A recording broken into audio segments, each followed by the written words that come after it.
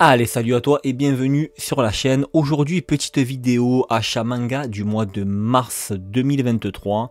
Donc on aura le droit à du neuf, à de l'occasion, du récent, du plus vieux. Et ben c'est parti. Et on commence du côté de chez Pika Graphics avec l'intégralité que j'ai réussi à me trouver en lot. L'intégralité de Dragon Head, donc les 5 tomes, qui est un manga à la base sorti chez Manga Player, il me semble. En 10 tomes, mais c'est une version qui est assez onéreuse et Pika Graphics a réédité le manga, donc en version double, surtout en version B2 il me semble, mais en tout cas voilà. Dragon Head, très bonne expérience, que ce soit en termes de graphique, en termes de scénar. On est quand même sur du post-apo, horreur, très angoissant.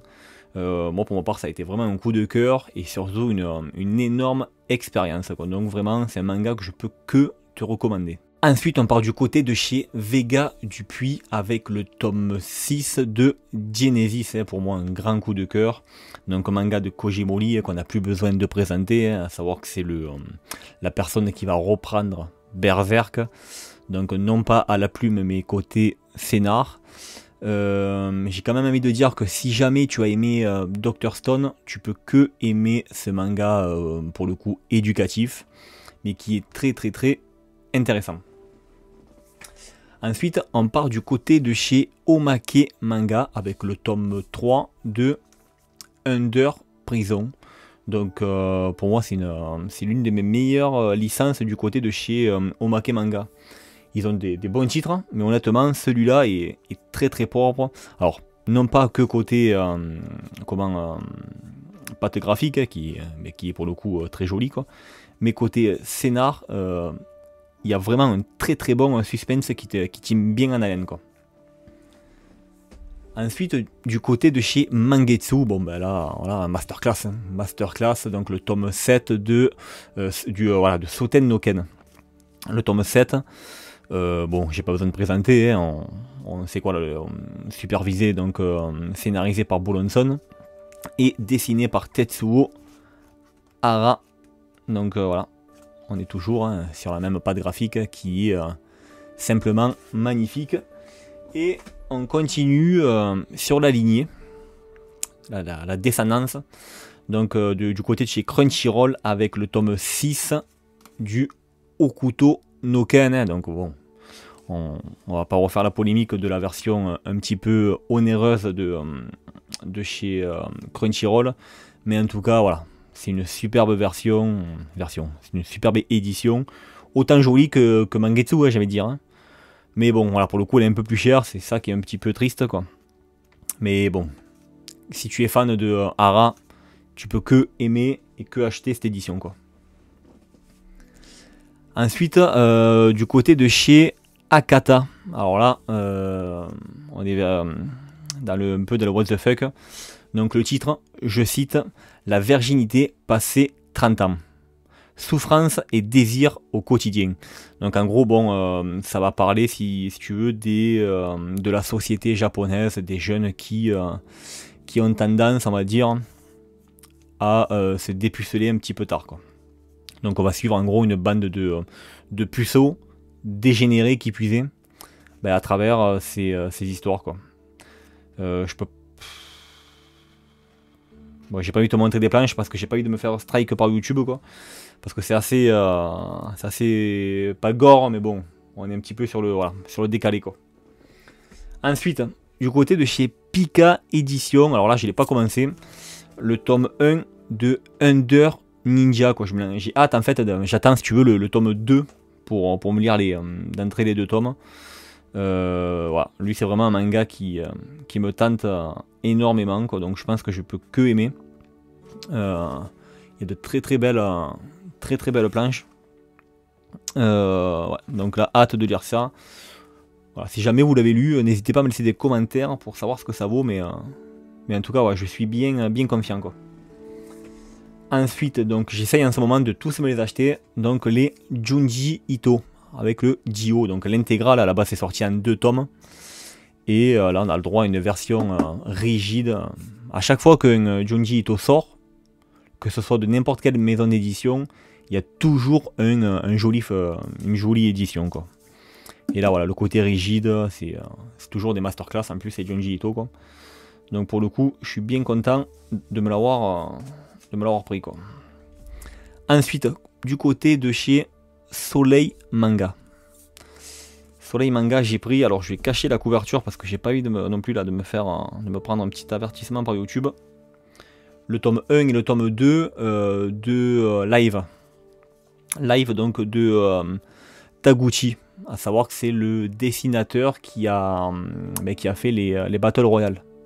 Donc qui a pris l'œuvre, donc le roman Battle Royale. Et voilà, vous savez qu'il y a eu le manga qui a propulsé le roman. Et bien sûr, qui a incité à faire le film, quoi. Donc le tome 1 et le tome 2 de Live, quoi. J'ai pas trop envie, voilà, de montrer des boobs comme ça là sur YouTube, quoi. Ensuite, là, on a le droit donc à du Taniguchi. Donc là, le sauveteur. Donc on est vraiment sur une belle édition. Édition Sakka. Donc là, on est sur du Gekiga, manga très adulte. Belle tranche de vie, quoi. Donc très intéressant, quoi. Très content de me les avoir. Pourquoi? Parce que toujours chez la même maison d'édition, je me suis pris le Galoden. Donc pareil, Dilo Taniguchi. Donc toujours un plaisir de lire cet auteur, très intéressant. Ensuite, je me suis procuré La Grande Invasion Mongole de Shitaro Kago, donc le grand maître de la perspective. Donc voilà, je ne l'ai pas encore lu parce que je l'ai reçu aujourd'hui. Et voilà, ça va être encore un manga, je le sais, exceptionnel, quoi. Ensuite, là, on part du côté de chez Glénat. Un manga que je cherche depuis longtemps, alors qui n'est pas introuvable, mais qui commence à avoir une certaine cote, quoi. Donc c'est pour ça qu'il y a beaucoup de personnes qui demandent à Glénat une réédition, mais j'en avais marre d'attendre. Surtout qu'on n'a pas de réponse de la part de Glénat. Je me suis pris le Japan. Le Japan, donc, à savoir que c'est scénarisé par Buronson et dessiné par Kentaro Miura.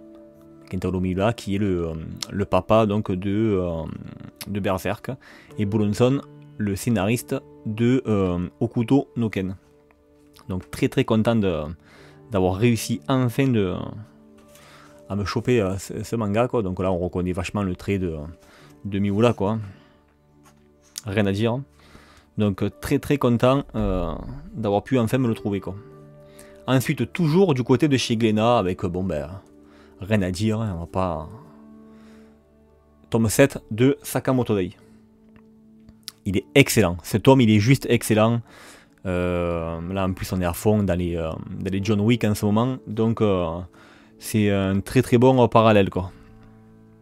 Ensuite, alors là, on part du côté de chez Meian Édition. Meian, si jamais vous regardez cette vidéo, s'il vous plaît, envoyez-moi la suite.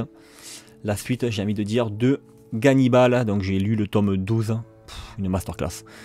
Un des mangas thriller de ces dernières années, quoi. C'est un coup de cœur. D'ailleurs, la série donc qui est, il me semble, sur Disney+, ouais, c'est pas sur Netflix, hein, non, c'est sur Disney, il me semble.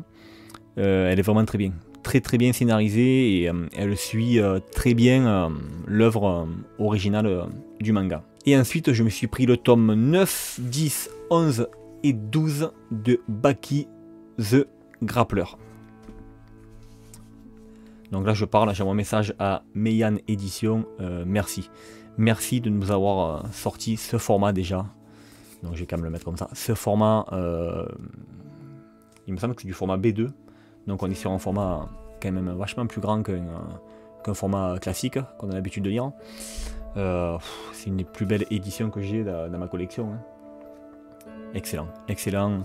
S'il vous plaît, envoyez-moi la suite, quoi. Elle est juste exceptionnelle, quoi. Donc voilà, ce sera tout. Bon, ce qui est déjà quand même pas mal, hein, pour le mois de mars. N'hésite pas à me laisser en commentaire ce que tu as acheté, ce que tu comptes acheter également pour le mois d'avril, quoi, pour le coup. Et sur ce, je te dis à bientôt.